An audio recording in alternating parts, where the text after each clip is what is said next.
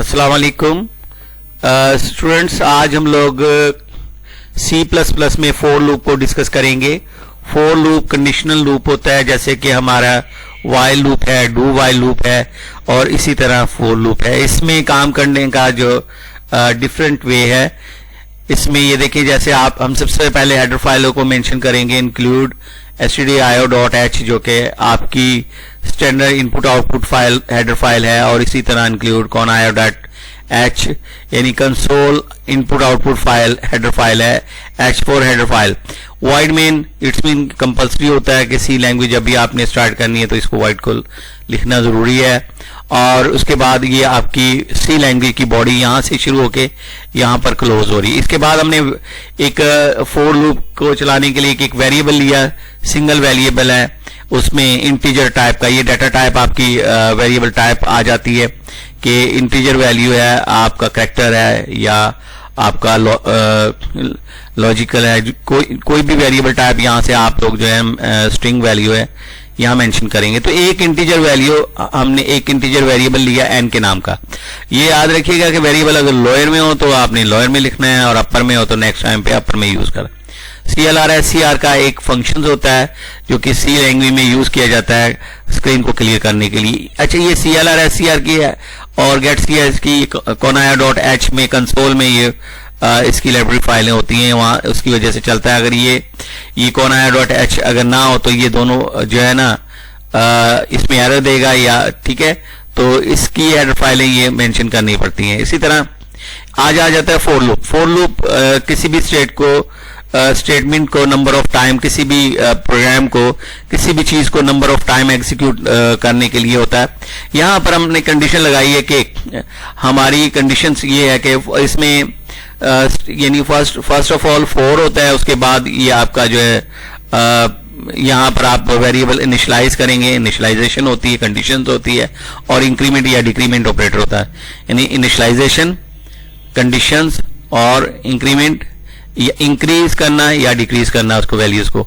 तो यहां हमने कहा है कि n इक्वल 1 है, n के बीच में वैल्यू जो है 1 हमने स्टोर करवा दिया, और कहा कि n उस वक्त तक चले जब तक के ये प्रोग्राम उस वक्त तक रन हो जब तक कि n की वैल्यू लेस देन इक्वल 10 नहीं, लेस देन इक्वल, याद रखिएगा, लेस देन इक्वल।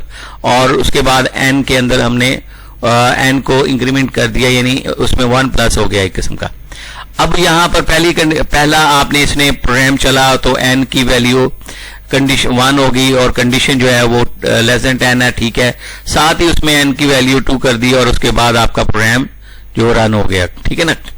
उसके बाद दोबारा आपका प्रोग्राम यहां से दोबारा इस तरफ आएगा, वो कंडीशन को चेक करेगा, कंडीशन चेक करेगा कि ये n की वैल्यू लेस देन इक्वल 10 है, तो सेकंड में इसकी वैल्यू 2 हो जाएगी और वो प्रोग्राम चलेगा। और उसके बाद फिर 3 होगी, 4 होगी, और इस तरह वैल्यू में इंक्रीमेंट होती रहेगी। लास्ट टाइम 10 जब तक ये 10 चेक करेगा कि n की वैल्यू लेस देन इक्वल 10 है। अगर इससे ग्रेटर देन हो रही होगी तो वो नेक्स्ट इंक्रीमेंट करके उसको दोबारा यहाँ प्रोग्राम पर आ जाएगा, आपका प्रिंट करेगा, और उसके बाद जो है वो आपकी एग्जीक्यूशन जो है ना स्टॉप हो जाएगी getch पे, यानी कि फोर लूप जो है वो क्लोज हो जाएगा और नेक्स्ट जो है ना प्रोसेस जो है एग्जीक्यूशन नेक्स्ट स्टेटमेंट को रन करेगा।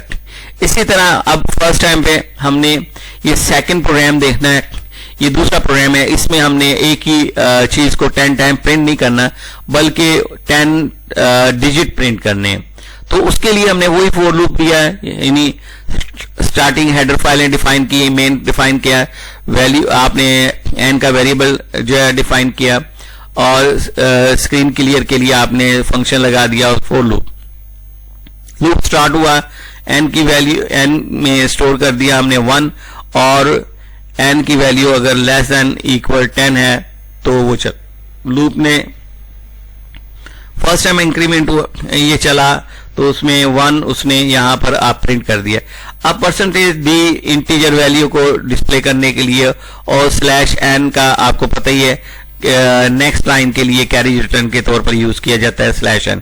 तो ये फर्स्ट और यहाँ पर पहले हमने अपना स्टेटमेंट दिखाई थी। अब स्टेटमेंट हमारी ये है कि वो n की वैल्यू ही हो जाएगी। तो फर्स्ट टाइम जब ये लूप चलेगा 1 डिस्प्ले होगा, सेकंड टाइम लूप चलेगा 2 3, ऐसे ये 10 तक डिस्प्ले चलेगा और उसके बाद जो है ना वो ये लूप खत्म हो जाएगा। आपके नेक्स्ट गेट ch पे आ जाएगी, स्टेटमेंट पे वो एग्जीक्यूट होगी और उसके बाद आपका लूप जो है वो मुकम्मल तौर पर फॉर लूप कंप्लीट हो जाएगा। ठीक है जी।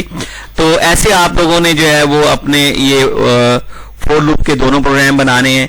इसमें आपको मैंने दोनों बता दिए हैं, ये बनाने हैं और इसको एग्जीक्यूट करने हैं। इसमें कोई भी एरर आने की सूरत में आप हमसे राब्ता कर सकते हैं, किसी किस्म की कोई प्रॉब्लम हो डिस्कस कर सकते हैं।